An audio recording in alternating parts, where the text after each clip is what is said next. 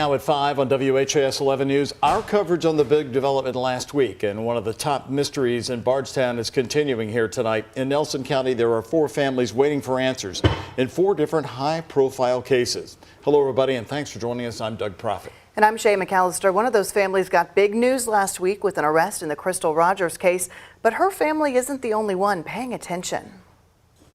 Do you feel like an arrest in Crystal's case is bringing you closer to some movement in Jason's? I think it's hard for us because there hasn't been a lot of new information on Jason's case from the very beginning.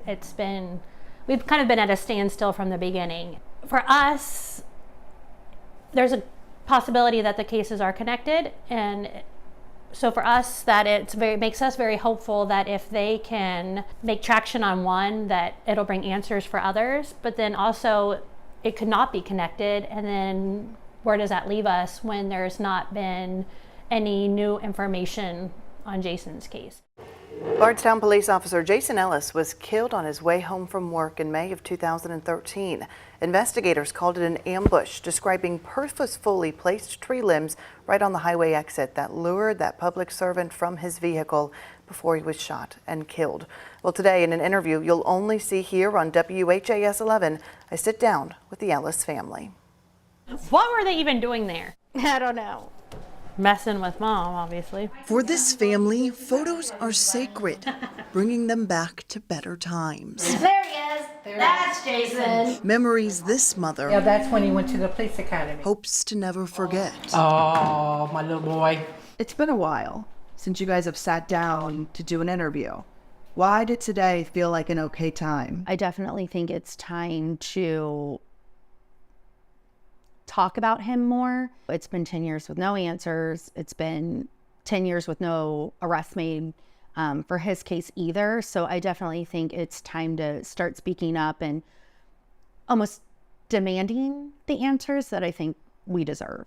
In between her daughters, Jason's sisters, Pam Deerwester puts it simply. The bottom line is Jason was a good guy. A good guy they want to see remembered for who he was, not how he died. Something they say will only happen when his case is closed. There is some momentum happening in other cases. We're kind of getting that boost again to feel a little more confident that time could be coming for answers. Investigators have never fully linked Jason's case to Crystal Rogers.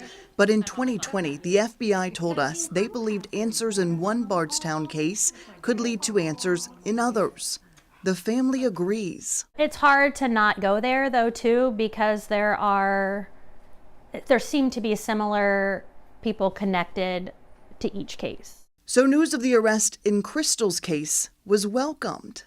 It was also surprising. It's hard not to be caught off guard, though. You know, you scroll Facebook or pop on the news, and then it's all these developments. An investigator can't even call me and tell me that this is kind of coming down the pipeline. What's your communication like with investigators on Jason's case?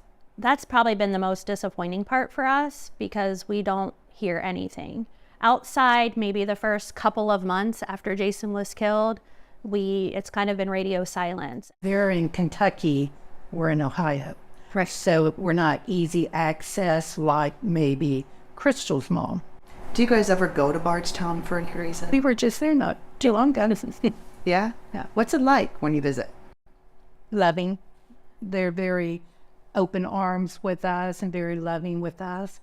I definitely think there's also an eerie feel. It is. Yeah. That's what I was going to say. There's a lot of new people we don't know. It's weird. Yeah. And you feel it. It's odd. You feel the dark cloud and the tension. For Lacey, Jason's baby sister, there's a reason she feels that way.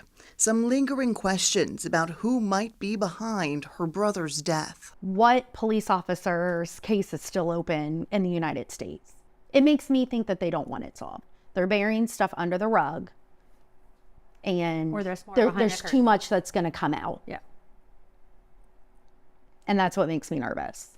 The one thing they're certain of. We know the FBI isn't not fully on Jason's case, but I think there's more going on behind the scenes than we even know. And they hope when answers do arrive, they get all of them. We want to make sure that when this goes down, everybody who was responsible have to answer for it. We deserve it. Yeah.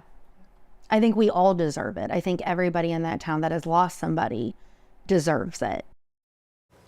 Kentucky State Police is the lead on Jason Ellis's case, but the FBI says they're accepting and working tips on all of the Bardstown cases. You can report information anonymously at crystalrogerstaskforce.com/tips. Now, more on that man arrested in Crystal Rogers' case last week. It's Joseph Lawson. He's charged with tampering with physical evidence and conspiracy to commit murder. His next court date is set for the end of October. Lawson's currently in federal custody.